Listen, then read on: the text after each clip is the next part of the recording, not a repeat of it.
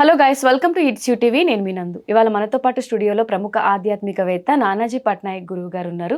గురువు గారితో మాట్లాడి మనలో ఉన్న కామన్ డౌట్స్ అన్ని క్లియర్ చేసుకుందాం. నమస్తే గురుజీ. శ్రీమాత్రే నమః. గురుగారు, మార్చి 3వ తారీఖు చంద్రగ్రహణం ఉంది కాబట్టి అసలు అది ఏపీ తెలంగాణలో ఉందా? ఒకవేళ ఉంటే ఏ టైమింగ్స్లో ఉంది? అసలు ప్రెగ్నెంట్ ఉమెన్స్ ఈ టైంలో ఎటువంటి జాగ్రత్తలు తీసుకోవాలి? ఫస్ట్ ఆఫ్ ఆల్ ఏంటంటే మనకు ఉంది లేదని కాదు, స్వల్పంగానే కనిపిస్తుంది మనకి. యాక్చువల్గా ఏంటంటే ఇండియాలో ఉంది, కానీ అది 3:43 ప్రాంతంలో ప్రారంభం అవడం వల్ల మీకు చంద్రుడు కనబడ్డగా ఆ సమయంలో గ్రహణ ప్రభావం కనబడదు కాబట్టి 6 గంటల 22 నిమిషాల నుంచి 6:47 నిమిషాల మధ్యలో కనిపిస్తుంది. అంటే 25 to 30 minutes కనిపిస్తుంది అంతే. మరి ఈ గ్రహణ ప్రభావం ఇండియాలో ఉన్న వాళ్ళకి స్వల్పంగా ఉంది, కొన్ని దేశాలకు కూడా ఉంది, లేదని కాదు. అయితే దీని మూలంగా కొన్ని రాసులకి కొంత ఎఫెక్ట్, అదేమీ పెద్ద. ఇప్పుడు చాలామంది ఏం చేస్తారంటే థంబ్నెయిల్స్ కానీ వాటిలో కానీ వీళ్ళు అపర కుబేరులు అయిపోతారు ఈ రాసుల వారు, లేకపోతే ఈ రాసుల వారు ఇంకా మట్టి ఖర్చుకుపోతారు అనేది చెప్తూ ఉంటారు. కానీ అలా ఎప్పుడు జరగదు. ఎందుకంటే ప్రతి సంవత్సరం మనకు 4 గ్రహణాలు వస్తాయి, 4 గ్రహణాలు వస్తాయి. ఈ 4 గ్రహణాలు కూడా మనకి గమనించుకున్నట్లయితే ఒక్కొక్కసారి ఓ నలుగురికి బాగుంటే ఓ నలుగురికి ఇబ్బంది అలా ఉంటుంది. మరి ప్రతిసారి 4 అన్నప్పుడు మీకు ఖచ్చితంగా ప్రతి సంవత్సరానికి 8 మంది అయినా సరే కనీసం అపరకుబేర్లు అయిపోవాలిగా. మరి ఇప్పటికి భూమి పుట్టిన 8 సంవత్సరాలకి అందరూ అపరకుబేర్లు అయిపోవాలిగా. మరి ఎందుకంటే ప్రతిసారి ఏదో ఒక రాశి వారికి అపరకుబేర్లు చేసే యోగం పట్టేసేయాలి. మరి అలా ఏం పట్టదు. అలా అని మరీ విపరీతమైన ఇబ్బంది ఇచ్చేది కూడా ఏమి ఉండదు. కొన్ని విషయాల్లో జాగ్రత్తగా ఉండాలని చెప్పింది శాస్త్రం. ఈసారి మన గ్రహణం ఏ రాశిలోకి వస్తుంది? ఫస్ట్ మనకి సింహరాశిలో పడుతుంది, ఉభా నక్షత్రంలో. ఇంకోటి ఏంటంటే సింహము, దాని ముందు వెనక రాశులైనటువంటి కర్కాటకము, కన్య, సింహం నుంచి కోన రాశులు అంటే మేషము, ధనస్సు వాళ్ళు జాగ్రత్తగా ఉండాలి. ఏ విషయాల్లో జాగ్రత్తగా ఉండాలి అంటే మేషం వారేమో చూడండి, మనకి సంతానం, ఇప్పుడు మనకి గర్భవతులు జాగ్రత్తగా ఉండాలంటారు, మేషం వారు జాగ్రత్తగా ఉండాలి. వృషభం వారికి 4వ స్థానంలో గ్రహణం కాబట్టి వాళ్ళు ఏదైనా ప్రాపర్టీస్ తీసుకునే విషయంలో, ప్రాపర్టీ డీల్స్ విషయంలో, ఏదైనా కోర్స్ తీసుకునే విషయంలో జాగ్రత్తగా ఉండాలి. మిథునం వారికి మంచిదే, 3వ స్థానంలో గ్రహణం. మనం చేసే ప్రయత్నం కొంచెం ధైర్యంగా చేయగలుగుతాము, ఎఫర్ట్స్ పెట్టగలుగుతాము. మనం చూడండి ఒక్కోసారి చాలా గట్టిగా పట్టుకున్నాడంటే అవతల వాడు పని అవ్వాలని అంటుంటాం, అట్లా అనమాట. సో ఎఫర్ట్కి కాకపోతే కొన్ని మిస్కమ్యూనికేషన్స్ చూపిస్తున్నాయి మిథునం వారు, అది కొంచెం చూసుకోవాలి. కర్కాటకం వారికి ధనస్థానంలో ఉంది గ్రహణం కాబట్టి ఫైనాన్స్ ఎవరికైనా ఇవ్వడం తీసుకోవడం, కుటుంబ వ్యవహారాల విషయంలో జాగ్రత్తగా ఉండాలి. సింహం వారికి రాశిలోనే పడుతుందిగా, తెలియని విరక్తి, వైరాగ్యాలు లాంటివి ఇస్తూ ఉంటుంది.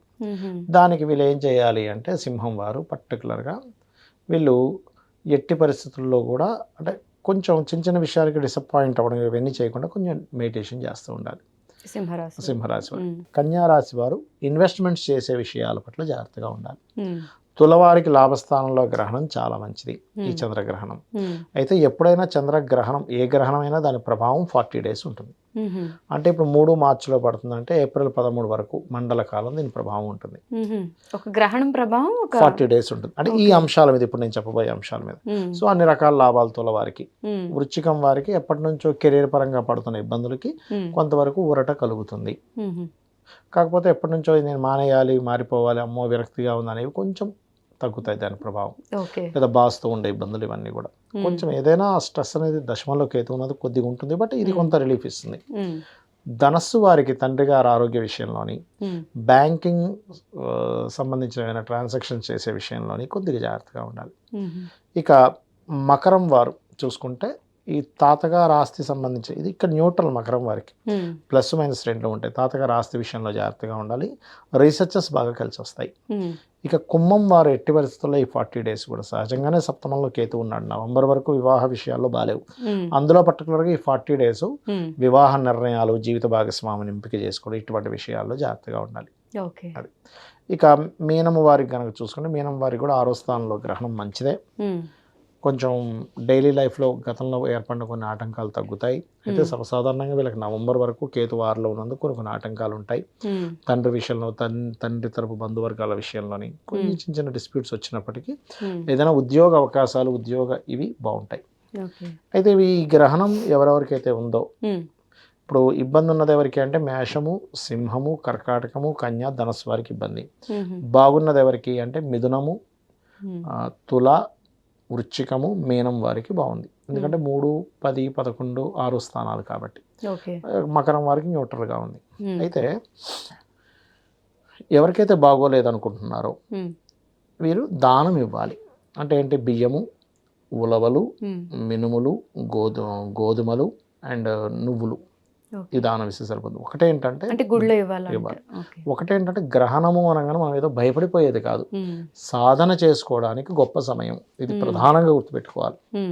మనం మామూలు రోజుల్లో ఒక మంత్రం చేసుకుంటూ ఒకసారి చేసిన ఫలితం వస్తే గ్రహణ సమయంలో మీరు చేసేటువంటిది 1000 సార్లు ఫలితం వస్తుంది.